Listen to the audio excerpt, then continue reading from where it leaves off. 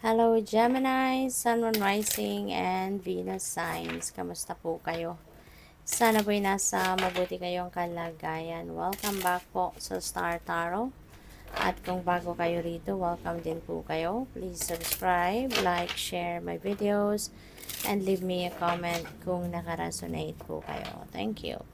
So, first message po ni Gemini, we have dog. Ayan, so this is about loyalty, no? Gemini, this is also about friendship, 'di ba? Warmth, no? Na siguro mararamdaman ninyo or ipaparamdam ninyo sa mga kapamilya ninyo, kaibigan, yung mga ganon, ano? Pwede rin, no? Gemini, na some of you is also going to be meeting new friends sa ngayon. Maaring meron kayong mga bagong kaibigang makikilala. Maaring dito rin ngayon masusubukan, ano? Kung gaano din kayo ka-loyal, no? At ka-supportive sa mga kaibigan ninyo, sa mga tao sa paligid ninyo, and even, no, sa mga colleagues ninyo. Yung ganon. So, siguro talaga magkakaroon kayo ng pagkakataon na maging maging supportive, pagkakataon na maging um, matulungin, concerned, 'di ba, sa mga tao sa paligid ninyo, even regardless no kung yan ay kaibigan, kapamilya or katrabaho. So you will be displaying your support, no, concern and loyalty, sincerity sa mga taong ito. So we also have birds. Ayan. So yung birds, this signifies good news, ano. Kaya po pwedeng meron dadating dito na mga magagandang balita at mga balitang po pwedeng magpapakilig sa'yo, mga balitang magpapasaya sa'yo, at saka baka meron ditong dadating na mga additional na pwedeng merong balitang dadating na related sa additional na income or magiging source ng income ninyo. Pwedeng bagong mga this is new money path, kumbaga, maaring magkakaroon dito ng panibagong tawag dito, panibagong trabaho, magkakaroon ng mga panibagong career, pwedeng from working 9 to 5 job, baka magne-negosyo na, or from being negosyante, baka ngayon mag-i-employo na, yung ganun ba, no? Kasi pwede rin na meron ditong magre-resign no? Pwedeng merong magre-resign sa trabaho because you are becoming an entrepreneur, or merong magre-resign sa trabaho because you are changing jobs. Pwedeng ganon, no? Or changing careers. Kaya there's going to be a lot of movement, no, na pwedeng mangyari for some of you. So we have house. Wow. So baka ang negosyo ninyo could be buy and sell ng bahay, ng property, baka merong realtor dito.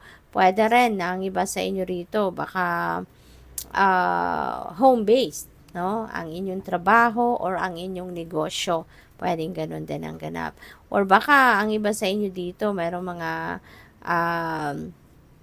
baka nagpapatayo ng bahay sa ngayon. Maybe you are building your own home, your own house, or pwede na ang iba sa inyo rito, baka merong pasensya na doon sa reminder ko. So, baka ang iba sa inyo dito is really going to show off, diba? Your support, financial support, lalo-lalo na sa inyong mga kapamilya. Pwedeng meron mga family members kayo rito na baka merong pangangailangan, no? May mga biglaang pangangailangan sa pera. Okay? So, yun na pipick up ko dyan. And maraming salamat, Gemini, no, for subscribing to my channel. And if you haven't subscribed yet, subscribe na po kayo. At saka maraming salamat din for not skipping the ads, no? Kasi malaking tulong po yan sa akin. At saka sa mga gustong mag-join sa membership, just click the join button po sa baba ng video. So, this is a beautiful time talaga in your life then, kasi may tayong 9 of emotions, and 9 of emotions is about happiness. So, maraming rason dito, no, para kayo ay maging masaya. No, you are definitely going to experience happiness and joy in your life at this time. At po pwedeng yung joy na to could be because of the blessings na dadating sa inyo, or yung joy na to could be dahil doon sa wishes ninyo na magka-come to fruition. Kasi meron ditong mga wishes that are coming true. So, meron ditong mga wishes kayo na mangyayari na, 'di ba? Possible din ang iba sa inyo dito, Gemini, meron dito, baka kung single pa kayo, no, you are going to fall in love na. Maybe this is the start, no, of you going to fall in love. Magkaka-love life na siguro ang iba.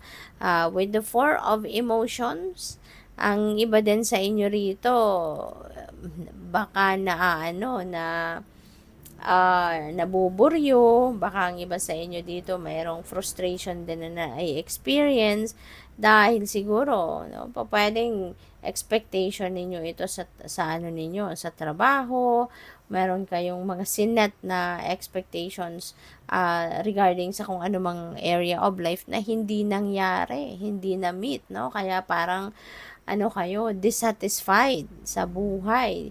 Maaring nagtatampo kayo sa universe, or maaring nagagalit, naiinis kayo sa sarili ninyo, yung mga ganun ba? You know? Kaya parang ano kayo muna, no? Nag-detach muna kayo sa kaguluhan ng mundo, 'di ba? Yung busyness, 'di ba? Ng daily grind niyo, parang nagdistansya muna kayo diyan at iniisip ninyo ang inis. So sana no, ma-overcome niyo na 'yan. Sana mas palitan ninyo, no? Mas palitan ninyo ng more positive ang ano, ang pakiramdam na to, para magagandang bagay ang pumasok sa buhay ninyo, katulad nitong Nine of Emotions energy, 'di ba? Napakaganda. Kaya tanggalin na, no, as much as possible yung negativity and replace it with more optimistic energy para maging positibo ang papasok, no, na mga energy sa buhay ninyo.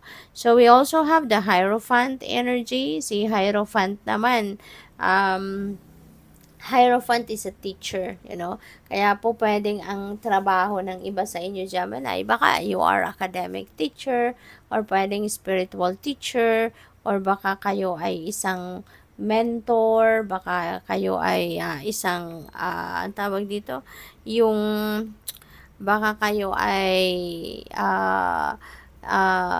yung, ayun ba, yung nag-share kayo ng mga wisdom ninyo, 'di ba? Po pwedeng motivational speaker kayo, yung mga ganun ba, no? Na you are sharing your wisdom, you are imparting your knowledge, no?